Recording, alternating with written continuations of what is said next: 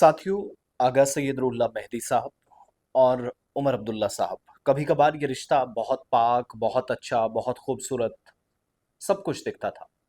चुनाव में 2024 अक्टूबर तक दिखा, लेकिन अब ये पाक रिश्ता आहिस्ता आहिस्ता टूटने की कगार पर है। और अब शर्तों पर कुछ रिश्ते टिकाने की कोशिश है। जब बात शर्तों तक पहुंच जाए, शराइत तक पहुंच जाए, तो तब रिश्ते कभी रहा नहीं करते। और ये रिश्ता जिस पर उमर अब्दुल्ला साहब जीते, नेशनल कॉन्फ्रेंस का दावा है कि आगारुल्लाह मेहदी साहब हमारी टिकट पे जीते, वो टिकट भी मुंह पर मारने के लिए तैयार है।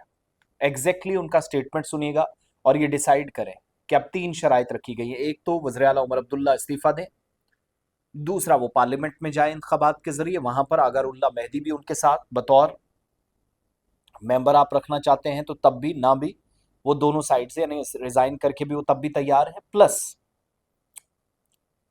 दिल्ली के सामने जो कॉन्स्टिट्यूशनल गारंटीज हैं, राइट्स हैं, रियासती दर्जे के अलावा यानी 370 और बाकी मामलात, उन पर बात करें और किसी और को चीफ मिनिस्टर बना दे, उसको सारा निजाम चलाने दे, हम दिल्ली में और मजबूती के साथ आवाज बुलंद करेंगे। ये ऑफर किया गया। अब इस पर नेशनल कॉन्फ्रेंस का रद्देमल क्या होगा वो दूसरी बात, लेकिन आगा सईदुल्लाह मेहदी को जरा सुनिएगा। केएनएस को एक इंटरव्यू उन्होंने दिया जिसकी सिर्फ ऑडियो में आप तक ड्यू टू कॉपीराइट्स आप तक पहुंचा रहा हूं। और इतना नहीं, बल्कि आगारुल्लाह मेहदी साहब ने यह भी डिसाइड कर लिया है कि वो इस्तीफा देंगे, कुछ सालों में नहीं बल्कि कुछ महीनों के अंदर। और ये ऐसा लगता है शराइत पर मबनी है, लेकिन एग्जैक्टली उनकी बात सुनिएगा।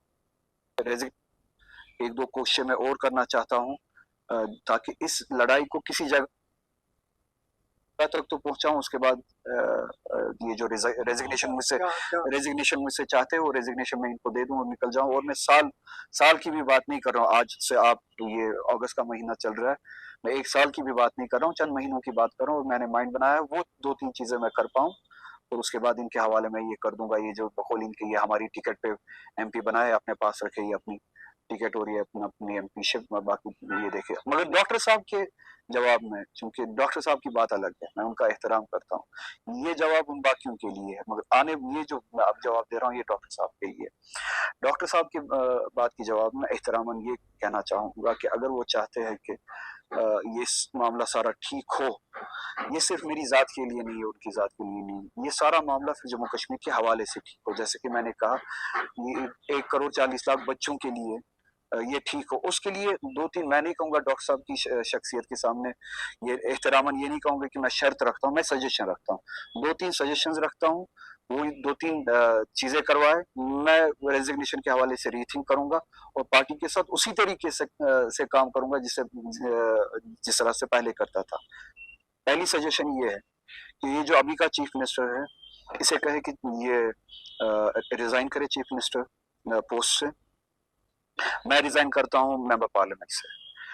चीफ मिनिस्टर को कहे कि ये डिग्रेडेड रियासत है, आप खुद भी जानते हैं, आप कुछ नहीं कर पा रहे हैं, ठीक है।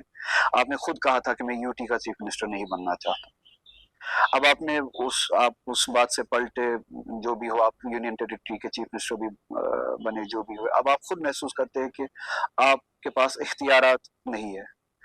तो आपके लिए भी और हम सब के लिए भी बेहतर होगा, जो राय मैंने पहले आपको दी थी वही राय आपको दोबारा देता हूँ।